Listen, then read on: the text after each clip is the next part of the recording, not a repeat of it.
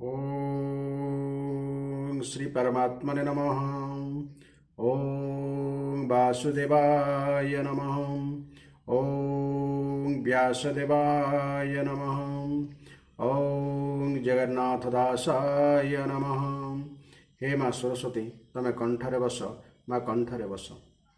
अतिबड़ी जगन्नाथ दास रचित श्रीमद् भागवत महापुराणर द्वितीय स्कंधर आज तृतीय अध्याय श्रवण करिबा। एही अध्याय कामना अनुसार विभिन्न देवतांकर उपासना और भगवत भक्तिर प्राधान्य निरूपण करा जायछि। तेबे आसंतु वर्तमान एही अध्यायर एही द्वितीय स्कंधर तृतीय अध्याय श्रवण करिबा। एहार प्रथम भागरे पद्यांतरी एवं द्वितीय भागरे एहार व्याख्या श्रवण करिबा।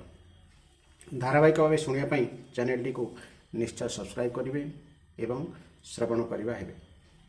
तृतीय अध्याय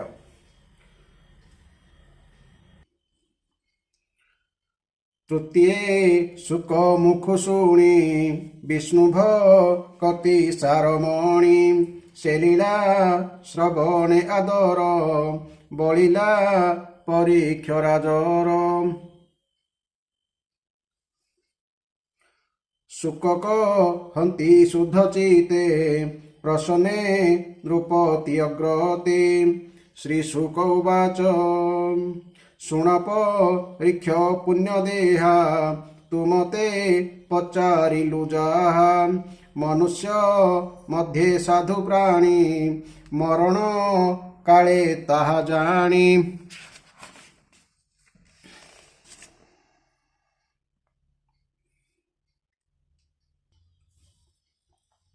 एबे हि विज्ञान सार भकत जनक व्यवहार ब्रह्मते जकु जार इच्छा ब्रह्म जने तार दीक्षा इंद्रिय सुखे जार भाव सेनर इंद्रंकु पूजीव पुत्रका मरे जार मोती से जन पूजे प्रजापति श्रीकामी प्राणी देवी भजे तेजस्वी पूजे ग्रहराजे देवी कहले एठी आमे माया देवी को बुझीबा। वसु को पूजे वसुकामी रुद्र को पूजे वीर्यकामी वसुकामी माने धनार्थी धन रजिए अर्थी प्रजाहिते अनादि कामे जार चिंता सेवेय दिति देवमाता देवंकु पूजे स्वर्गकामी विश्वेदेवाको राज्यकामी साध्यंकु पूजी प्रजाहिते आयुष कामे अश्विसूते प्रजाहिते अर्थात प्रजा मान को निजर अनुकूल करी रखिबा उद्देश्य बोली प्रजाहिते कहा जायछि। जेबा सर्वथा पुष्टिकामी सर्वल क्षणे पूजे भूमि प्रतिष्ठा जेबा न रहीछे से पूजे भूमि अंतरिक्षे सुंदर रूपे जार भाव से नर पूजंती गंधर्व जे नर इच्छे दिव्य नारी भावे बसी पूजा करी सकल आधिपत्य चिंता जे करे से पूजे विधाता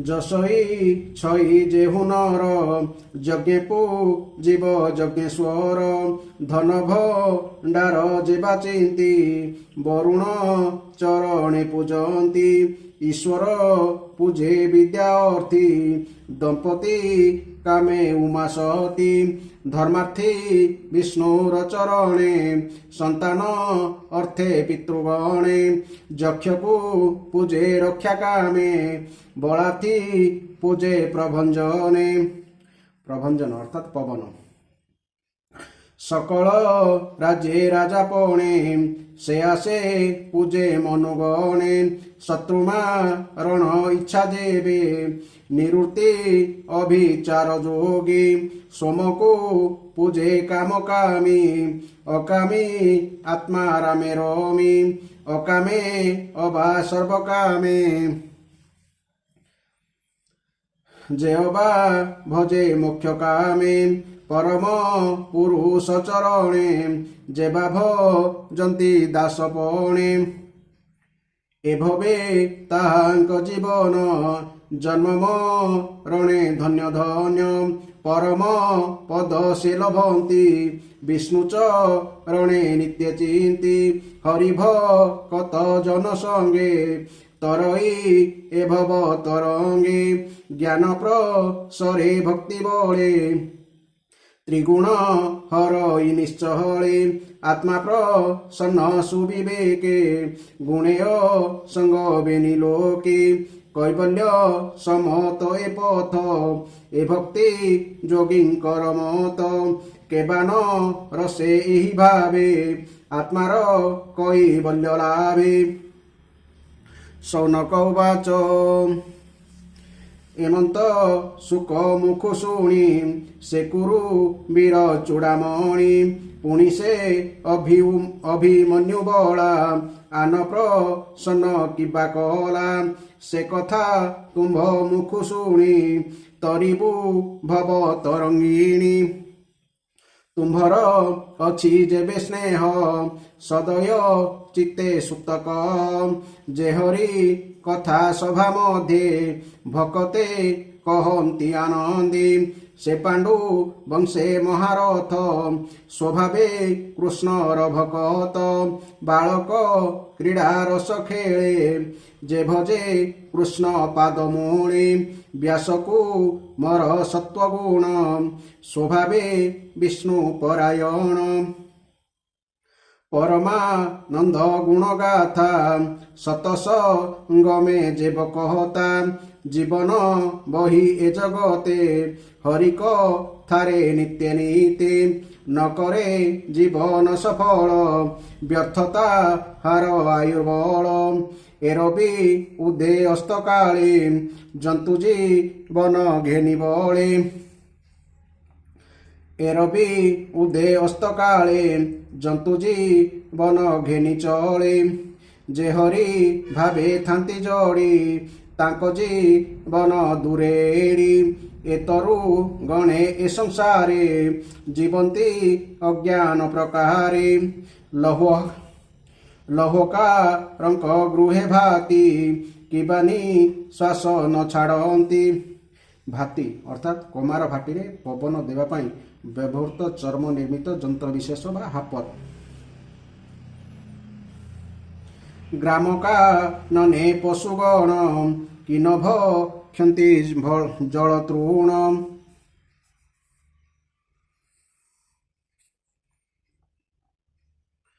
ମୂତ୍ରପୁରୀଷ ଉତ୍ସର୍ଗନ୍ତି ଅଜ୍ଞାନ ସୁଖେ ସେ ଜୀବନ୍ତି ଶ୍ୱାନ ଶୂକର ଉଷ୍ଟ୍ରଖର ଏହାଙ୍କ ସମାନ ଯେ ନର କୃଷ୍ଣର ନାମ ଉଚ୍ଚାରଣ ନ ଶୁଣେ ଯାହାର ଶ୍ରବଣ ତାହାର ଶ୍ରୁତି ଯୁଗ କାନ୍ଥେ ବିବରେ ଦିଶନ୍ତି ଯେ ମନ୍ତେ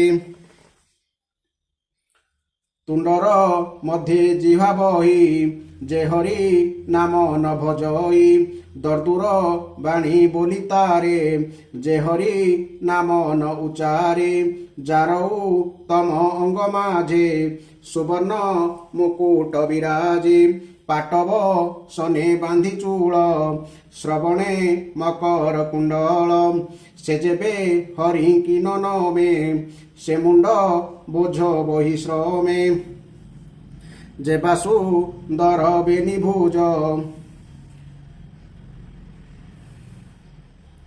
ଯେ ବାସୁନ୍ଦର ବେନି ଭୁଜେ କାଞ୍ଚନ କଙ୍କଣ ବିରାଜେ ବିଷ୍ଣୁର କାର୍ଯ୍ୟ ଯେବେ ନୋହେ ଶ୍ମଶାନ ଅସ୍ତି ପ୍ରାୟ ହୋଇ ଲୋଚନ ବେନି ଥାଉ ମୁଖେ ଯେ ହରି ମୂରତି ନ ଦେଖେ ମୟୂର ପୁଚ୍ଛ ବୋଲି ତାରେ ସେ ଅନ୍ଧ ସଂସାର ସାଗରେ ଚରଣ ଯୁଗ ବହିନରେ ଯେବେ ନ ଯାନ୍ତି ବିଷ୍ଣୁ ଘରେ ତାହାକୁ ବୋଲି ବୃକ୍ଷ ଦୁଇ ସେ ଯେନେ ପାଦେ ନ ଚଳଇ କୃଷ୍ଣ ଭକତ ପଦରେଣୁ ସର୍ବଦା ନ ଲାଗେ ଯାତନୁ ପବିତ୍ର ନୋହେ ତା ଶରୀର ଜିଅନ୍ତା ଶବର ଆକାର ତୁଳସୀ ଦଳ କୃଷ୍ଣ ଦେହେ ସୁଧ ସୌରଭ ଗନ୍ଧ ବହି ସେ ଗନ୍ଧ ଯାର ନାଶ ଦ୍ୱାର ନ ଲଭେ ସବ ତା ଶରୀର ଗୋବିନ୍ଦ ନାମ ଯାର ହୃଦେ ନ ପଶେ ପୁଲକ ଆନନ୍ଦେ କିଏ ବା ପଶିଲେ ହୃଦୟରେ ନୟନୁ ଅଶ୍ରୁ ତା ନ ଝରେ ତାର ହୃଦୟ ଅଶ୍ମସାର ବହଇ ଲୋହମୟ ଭାର ଅଶ୍ମସାର କହିଲେ ଲୁହା ହେ ସୁତ ସେହି କୃଷ୍ଣ ଗୁଣ ଶୁଣାଅ ଆମ୍ଭର ଶ୍ରବଣ ଯେ ସାଧୁ ପ୍ରଶ୍ନ ପରୀକ୍ଷିତ ପୁଛିଲା ଶୁକଙ୍କ ଅଗ୍ରତ ହରସେ ବ୍ୟାସଙ୍କ କୁମର ଆତ୍ମଜ୍ଞାନୀଙ୍କ ମଧ୍ୟ ସାର ଆନନ୍ଦେ ମୁନି ଗଣ ମେଳେ ଯାହା କହିଲେ ଗଙ୍ଗା କୂଳେ ସେ ଆମ୍ଭ ମନ ଅନୁକୂଳ କହି ସଂସାରୁ କର ପାର ସେ ହରି ଚରଣ ପଙ୍କଜେ ବ୍ରାହ୍ମଣ ଜଗନ୍ନାଥ ଭଜେ ଇତି ଶ୍ରୀମଦ୍ଭାଗବତେ ମହାପୁରାଣେ ପରମହଂସ୍ୟା ସହିତାୟାଂ ଦ୍ୱିତୀୟ ସ୍କନ୍ଧେ ମହାପୁରୁଷ ବର୍ଣ୍ଣନ ନାମ ତୃତୀୟୋଧ୍ୟାୟ। ବର୍ତ୍ତମାନ ଏହି ତୃତୀୟ ଅଧ୍ୟାୟରେ ଆମେ ବ୍ୟାଖ୍ୟା ଶ୍ରବଣ କରିବା। ଶ୍ରୀ ଶୁକଦେବ କହିଲେ, ହେ ପରୀକ୍ଷିତ, ବୁଦ୍ଧିମାନ ମନୁଷ୍ୟ ମରଣ କାଳରେ କ'ଣ କରିବା ଉଚିତ ବୋଲି ତୁମେ ଯେଉଁ ପଚାରିଥିଲ ମୁଁ ତାର ଉତ୍ତର ଦେଇଦେଲି। ଯେ ବ୍ରହ୍ମତେଜ ପାଇବାକୁ ଇଚ୍ଛା କରନ୍ତି ସେ ବ୍ରହ୍ମାଙ୍କୁ, ଯେ ନିଜ ଇନ୍ଦ୍ରିୟମାନଙ୍କର ବିଶେଷ ଶକ୍ତି ପାଇଁ ଇଚ୍ଛୁକ ସେ ଇନ୍ଦ୍ରଙ୍କୁ, ଯାହାଙ୍କର ସନ୍ତାନ ଲାଳସ ରହିଛି ସେ ପ୍ରଜାପତିଙ୍କୁ ଉପାସନା କରନ୍ତୁ, ଯାହାଙ୍କର ଲକ୍ଷ୍ମୀ ଆବଶ୍ୟକ ସେ ଲକ୍ଷ୍ମୀ ଦେବୀଙ୍କୁ, ଯେ ତେଜ ଚାହାନ୍ତି ସେ ଅଗ୍ନିକୁ, ଯାହାଙ୍କର ଧନ ଦରକାର ସେ ବସୁମାନଙ୍କୁ ଏବଂ ଯେଉଁ ପ୍ରଭାବଶାଳୀ ପୁରୁଷଙ୍କର ବୀରତ୍ୱ ଆବଶ୍ୟକ ସେ ରୁଦ୍ରଗଣକୁ ଉପାସନା କରିବା ଉଚିତ। ଯେ ବହୁ ଅନ୍ନ ପାଇବାକୁ ଚାହାନ୍ତି ସେ ଅଦିତିଙ୍କୁ, ଯେ ସ୍ୱର୍ଗ ଚାହାନ୍ତି ସେ ଅଦିତିଙ୍କ ପୁତ୍ର ଦେବତାମାନଙ୍କୁ, ଯାହାଙ୍କର ରାଜ୍ୟପ୍ରାପ୍ତି ଅଭିଳାଷ ରହିଛି ସେ ବିଶ୍ୱଦେବମାନଙ୍କୁ, ଯେ ପ୍ରଜାମାନଙ୍କୁ ନିଜର ଅନୁକୂଳ କରି ରଖିବାର ଇଚ୍ଛା ରଖିଛନ୍ତି ସେ ସାଧ୍ୟ ଦେବତାମାନଙ୍କୁ ଆରାଧନା କରିବା ଆବଶ୍ୟକ। ଆୟୁ ଇଚ୍ଛା ଥିଲେ ଅଶ୍ୱିନୀ କୁମାରଙ୍କୁ, ପୁଷ୍ଟି ଇଚ୍ଛା ଥିଲେ ଭୂଦେବୀଙ୍କୁ, ପ୍ରତିଷ୍ଠା ପାଇବାର ଇଚ୍ଛା ଥିଲେ ଲୋକମାତା ପୃଥିବୀଙ୍କୁ ତଥା ଦୌ ଅର୍ଥାତ୍ ଅନ୍ତରିକ୍ଷକୁ ଉପାସନା କରନ୍ତୁ। ସୌନ୍ଦର୍ଯ୍ୟ ଚାହୁଁଥିଲେ ଗନ୍ଧର୍ବମାନଙ୍କୁ, ପତ୍ନୀ ପ୍ରାପ୍ତି ନିମନ୍ତେ ଉର୍ବଶୀ ଅପ୍ସରାକୁ ଏବଂ ସମସ୍ତଙ୍କ ଉପରେ ପ୍ରଭୁତ୍ୱ ଲାଭ ନିମନ୍ତେ ବ୍ରହ୍ମାଙ୍କୁ ଆରାଧନା କରିବା ଆବଶ୍ୟକ। ଯେ ଯଶ ଇଚ୍ଛା କରନ୍ତି ସେ ଯଜ୍ଞ ପୁରୁଷଙ୍କୁ, ଯେ ଧନ ସମ୍ପଦ ଭଣ୍ଡାର ଚାହାନ୍ତି ସେ ବରୁଣଙ୍କୁ, ବିଦ୍ୟାର ଆକାଂକ୍ଷା ଥିଲେ ଭଗବାନ ଶିବଙ୍କୁ ଏବଂ ପତି ପତ୍ନୀଙ୍କ ମଧ୍ୟରେ ପାରସ୍ପରିକ ସ୍ନେହ ଅତୁଟ ରଖିବାର ଇଚ୍ଛା ଥିଲେ ପାର୍ବତୀଙ୍କୁ ଉପାସନା କରିବା ଉଚିତ। ଧର୍ମ ଉପାର୍ଜନ କରିବା ପାଇଁ ଭଗବାନ ବିଷ୍ଣୁଙ୍କୁ, ବଂଶ ପରମ୍ପରା ରକ୍ଷା ପାଇଁ ପିତୃପୁରୁଷମାନଙ୍କୁ, ବାଧା ବିଘ୍ନରୁ ରକ୍ଷା ପାଇଁ ଯକ୍ଷମାନଙ୍କୁ ଏବଂ ବଳବାନ ହେବାର ଇଚ୍ଛା ଥିଲେ ମରୁଦ୍ଗଣକୁ ଆରାଧନା କରିବା ଉଚିତ। ରାଜ୍ୟ ନିମନ୍ତେ ମନନ୍ତରମାନଙ୍କର ଅଧିପତି ଦେବତାମାନଙ୍କୁ, ଅଭିଚାର ନିମନ୍ତେ ନିବୃତ୍ତିଙ୍କୁ, ବିଭିନ୍ନ ଭୋଗ ପ୍ରାପ୍ତି ନିମନ୍ତେ ଚନ୍ଦ୍ରଙ୍କୁ ଏବଂ ନିଷ୍କାମତା ପ୍ରାପ୍ତି ନିମନ୍ତେ ପରମ ପୁରୁଷ ନାରାୟଣଙ୍କୁ ଭଜନ କରିବା ଆବଶ୍ୟକ। କିନ୍ତୁ ଯେଉଁମାନେ ବୁଦ୍ଧିମାନ ପୁରୁଷ ସେମାନେ ନିଷ୍କାମ ହୋଇଥାନ୍ତୁ କି ସରଳ କାମନାରେ ଯୁକ୍ତ ହୋଇଥାନ୍ତୁ ଅଥବା ମୋକ୍ଷ ଚାହୁଁଥାନ୍ତୁ, ସେମାନେ ଦୃଢ଼ ଭକ୍ତି ଯୋଗ ଦ୍ୱାରା ଏକମାତ୍ର ପୁରୁଷୋତ୍ତମ ଭଗବାନଙ୍କୁ ହିଁ ଆରାଧନା କରିବା ଉଚିତ। ଏଇଥିରେ ହିଁ ସେମାନଙ୍କର ବୁଦ୍ଧିମତା ନିହିତ। ଯେତେ ସବୁ ଉପାସକ ଅଛନ୍ତି ସେମାନଙ୍କର ସର୍ବୋତ୍ତମ ମଙ୍ଗଳ ହେଲା ଭଗବାନଙ୍କର ପ୍ରେମୀ ଭକ୍ତମାନଙ୍କର ସତ୍ସଙ୍ଗ କରି ଭଗବାନଙ୍କ ପ୍ରତି ଅବିଚଳ ପ୍ରେମ ପ୍ରାପ୍ତି କରିବା। ଏପରି ସତ୍ପୁରୁଷମାନଙ୍କର ସତ୍ସଙ୍ଗରେ ଭଗବାନଙ୍କର ଯେଉଁ ଲୀଳାଚର୍ଚ୍ଚା ହୁଏ ତାହାଦ୍ୱାରା ଦୁର୍ଲଭ ଜ୍ଞାନ ମିଳିଥାଏ, ଯାହାଫଳରେ କି ସଂସାର ସାଗରର ତ୍ରିଗୁଣମୟୀ ତରଙ୍ଗମାଳା ଶାନ୍ତ ହୋଇଯାଏ, ହୃଦୟ ଶୁଦ୍ଧ ହୋଇଯାଇ ଆନନ୍ଦ ଅନୁଭବ ହେବାକୁ ଲାଗେ। ଇନ୍ଦ୍ରିୟମାନଙ୍କର ଆଉ ବିଷୟାସକ୍ତି ରହେ ନାହିଁ ଏବଂ କୈବଲ୍ୟ ମୋକ୍ଷର ସର୍ବସମ୍ମତ ମାର୍ଗ ଭକ୍ତିଯୋଗ ପ୍ରାପ୍ତ ହୋଇଯାଏ। ଭଗବାନଙ୍କର ଏପରି ରସମୟୀ କଥାର ସ୍ୱାଦ ପାଇଯିବା ପରେ କିଏ ଭଲା ସେଥିରେ ନ ରସିବ। ସୌନକ ପଚାରିଲେ, ହେ ସୁତ ମହାରାଜ, ଶ୍ରୀ ଶୁକଦେବ ତ ସର୍ବଜ୍ଞ ହୋଇଥିବା ସଙ୍ଗେ ସଙ୍ଗେ ମଧୁର ବର୍ଣ୍ଣନା କରିବାରେ ମଧ୍ୟ ଅତ୍ୟନ୍ତ ନିପୁଣ ଥିଲେ। ତାଙ୍କଠାରୁ ଏହା ଶୁଣିବା ପରେ ରାଜା ପରୀକ୍ଷିତ ତାଙ୍କୁ ଆଉ କ'ଣ ପଚାରିଲେ? ସେମାନଙ୍କର ସେହି କଥୋପକଥନ ଶୁଣିବାକୁ ଆମ୍ଭମାନଙ୍କର ବିଶେଷ ଆଗ୍ରହ ଜାତ ହୋଇଛି। ଆପଣ ତ ସବୁ କିଛି ଜାଣନ୍ତି, ଦୟାକରି ଆପଣ ତାହା ଅବଶ୍ୟ ଶୁଣାନ୍ତୁ। କାରଣ ସନ୍ଥମାନଙ୍କର ସଭାରେ ଯେଉଁ ସବୁ ବିଷୟ ଚର୍ଚ୍ଚା କରାଯାଏ ତାହାର ପର୍ଯ୍ୟବସାନ ଭଗବାନଙ୍କର ରସମୟୀ ଲୀଳା କଥାରେ ହିଁ ହୋଇଥାଏ। ପାଣ୍ଡୁନନ୍ଦନ ମହାରଥୀ ରାଜା ପରୀକ୍ଷିତ ତ ବଡ଼ ଭଗବତ ଭକ୍ତ ଥିଲେ। ପିଲାଦିନେ ଖେଳନା ଧରି ଖେଳିବା ଭିତରେ ମଧ୍ୟ ସେ କୃଷ୍ଣଲୀଳା ଅନୁକରଣ କରି ସେଥିରୁ ଆନନ୍ଦ ପାଉଥିଲେ। ଭଗବାନମୟ ଶ୍ରୀ ଶୁକଦେବ ମଧ୍ୟ ଜନ୍ମରୁ ହିଁ ଭଗବତ ପରାୟଣ ଥିଲେ। ଏପରି ସନ୍ଥଜନଙ୍କ ସତ୍ସଙ୍ଗରେ ଭଗବାନଙ୍କର ମଙ୍ଗଳମୟ ଗୁଣମାନଙ୍କର ଦିବ୍ୟ ଚର୍ଚ୍ଚା ତ ନିଶ୍ଚୟ ହୋଇଥିବ। ଯାହାଙ୍କର ସମୟ ଶ୍ରୀକୃଷ୍ଣଙ୍କର ଗୁଣଗାନ ଅଥବା ଗୁଣଶ୍ରବଣରେ କଟିଯାଏ, ତାଙ୍କ ଛଡ଼ା ଅନ୍ୟ ସମସ୍ତଙ୍କ ଆୟୁ ଜାଣନ୍ତୁ ବୃଥାରେ ହିଁ ନଷ୍ଟ ହୋଇଯାଏ। ସୂର୍ଯ୍ୟ ପ୍ରତ୍ୟହ ଉଦୟ ହୋଇ ଅସ୍ତ ହୋଇ ସେମାନଙ୍କର ଆୟୁ ଧୀରେ ଧୀରେ ହରଣ କରିନିଅନ୍ତି। ଦେଖିବାକୁ ଗଲେ ବୃକ୍ଷଲତା କ'ଣ ବଞ୍ଚୁନାହାନ୍ତି? କମାରଶାଳର ଭାତି କ'ଣ ଶ୍ୱାସକ୍ରିୟା କରୁନାହିଁ? ଗ୍ରାମ୍ୟ ପଶୁମାନେ କ'ଣ ମନୁଷ୍ୟମାନଙ୍କ ପରି ଆହାର ବିହାର ବା ମୈଥୁନ କରୁନାହାନ୍ତି? ସେମାନଙ୍କ ପରି ବଞ୍ଚି ରହି ଯେଉଁମାନଙ୍କର କାନରେ ଭଗବାନ ଶ୍ରୀକୃଷ୍ଣଙ୍କ ଲୀଳା କଥା କେବେ ବି ପଡ଼େ ନାହିଁ, ସେହି ନର ପଶୁମାନେ କୁକୁର, ଘୁଷୁରୀ, ଓଟ ଓ ଗଧଙ୍କ ଠାରୁ ମଧ୍ୟ ହୀନ। ହେ ସୁତ ମହାଭାଗ, ଯେଉଁ ମନୁଷ୍ୟ ଭଗବାନଙ୍କର କଥା ବି କେବେ ବି ଶୁଣେ ନାହିଁ, ତାହାର କାନ ସାପଗାତ ପରି। ଯେଉଁ ଜିଭ କେବେ ବି ଭଗବାନଙ୍କର ଲୀଳା ଗାନ କରେ ନାହିଁ, ତାହା ବେଙ୍ଗ ଜିଭ ସଙ୍ଗେ ସମାନ। ଯେଉଁ ମସ୍ତକ ଶ୍ରୀକୃଷ୍ଣଙ୍କ ଚରଣରେ ଅବନତ ହୁଏ ନାହିଁ, ତାହା ରେଶମ ପଗଡ଼ି ବା ରତ୍ନ ମୁକୁଟରେ ମଣ୍ଡିତ ହୋଇଥିଲେ ମଧ୍ୟ ମନୁଷ୍ୟ ପାଇଁ ବୋଝ ତୁଲ୍ୟ। ଯେଉଁ ହାତ ଭଗବାନଙ୍କର ସେବା ପୂଜା କରେ ନାହିଁ, ତାହା ସ୍ୱର୍ଣ୍ଣ କଙ୍କଣରେ ଭୂଷିତ ହୋଇଥିଲେ ମଧ୍ୟ ମଲା ମଣିଷର ହାତ ପରି। ଯେଉଁ ଆଖି ଭଗବାନଙ୍କୁ ସ୍ମରଣ କରାଉଥିବା ମୂର୍ତ୍ତି, ତୀର୍ଥ, ନଦୀ ଆଦି ଦର୍ଶନ କରେ ନାହିଁ, ସେହି ଆଖି ତ ମୟୂର ଚନ୍ଦ୍ରିକା ପରି ନିରର୍ଥକ। ଯେଉଁ ମନୁଷ୍ୟର ପାଦ ଭଗବାନଙ୍କର ଲୀଳାସ୍ଥଳକୁ ଯାତ୍ରା କରେ ନାହିଁ, ସେହି ପାଦର ଚଳନ ଶକ୍ତି ରହିଥିଲେ ମଧ୍ୟ ତାହା ଚଳନ ଶକ୍ତିହୀନ ପାଦପ ବା ବୃକ୍ଷ ସଙ୍ଗେ ସମାନ। ଯେଉଁ ମନୁଷ୍ୟ କେବେ ବି ଭଗବତ ପ୍ରେମୀ ସାଧୁସନ୍ତଙ୍କର ପାଦ ଧୂଳି ମଥାରେ ଲଗାଏ ନାହିଁ, ସେ ବଞ୍ଚିଥାଇ ମଧ୍ୟ ମଲା ସମାନ। ଯେଉଁ ମନୁଷ୍ୟ କେବେ ବି ଭଗବତ ପ୍ରେମୀ ସାଧୁସନ୍ତଙ୍କର ପାଦ ଧୂଳି ମଥାରେ ଲଗାଏ ନାହିଁ, ସେ ବଞ୍ଚିଥାଇ ମଧ୍ୟ ମଲା ସମାନ।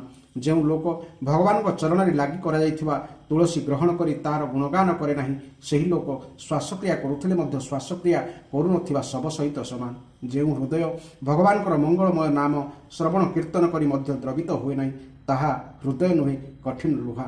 ହୃଦୟ ତରଳି ଗଲେ ଆଖି ଲୁହ ଛଳଛଳ ହୋଇଯାଏ ଓ ଶରୀର ରୋମାଞ୍ଚିତ ହୋଇଯାଏ। ପ୍ରିୟ ସୁତ ମହାଭାଗ, ଆପଣଙ୍କର ବାଣୀ ଆମ୍ଭମାନଙ୍କର ହୃଦୟକୁ ମଧୁରତାରେ ଭରି ଦେଉଛି। ତେଣୁ ପରୀକ୍ଷିତଙ୍କର ସୁନ୍ଦର ପ୍ରଶ୍ନ ଶୁଣି ଭଗବାନ ପରମ ଭକ୍ତ ଆତ୍ମବିଦ୍ୟା ବିଶାରଦ ଶ୍ରୀ ଶୁକଦେବ ଯାହା କିଛି କହିଲେ, କୃପା କରି ଆମକୁ ସେହି ସମ୍ବାଦ ଶୁଣନ୍ତୁ। ଏହି ଥିଲା ଏହି ଅଧ୍ୟାୟର ସୁନ୍ଦର ବ୍ୟାଖ୍ୟା। ଆପଣମାନେ ଏହି ଅଧ୍ୟାୟକୁ ଭଲ ଭାବରେ ବାରମ୍ବାର ଶୁଣନ୍ତୁ ଏବଂ ଏହି ଅଧ୍ୟାୟର ଗୁରୁତ୍ୱକୁ ବୁଝନ୍ତୁ ଯେ ଶରୀରର ମହତ୍ତ୍ୱ, ଶରୀରର ଅଙ୍ଗମାନଙ୍କର ମହତ୍ତ୍ୱ କ'ଣ ଏବଂ ଅଙ୍ଗମାନଙ୍କୁ କାମରେ ଲଗାନ୍ତୁ, ନଚେତ୍ ଅଙ୍ଗର କୌଣସି ମହତ୍ତ୍ୱ ହିଁ ନାହିଁ। ଏବଂ ଧାରାବାହିକ ଭାବେ ଶୁଣିବା ପାଇଁ ଚ୍ୟାନେଲଟିକୁ ନିଶ୍ଚୟ ସବସ୍କ୍ରାଇବ୍ କରିବେ। ଜୟ ଜଗନ୍ନାଥ, ଜୟ ଜଗନ୍ନାଥ, ଜୟ ଜଗନ୍ନାଥ।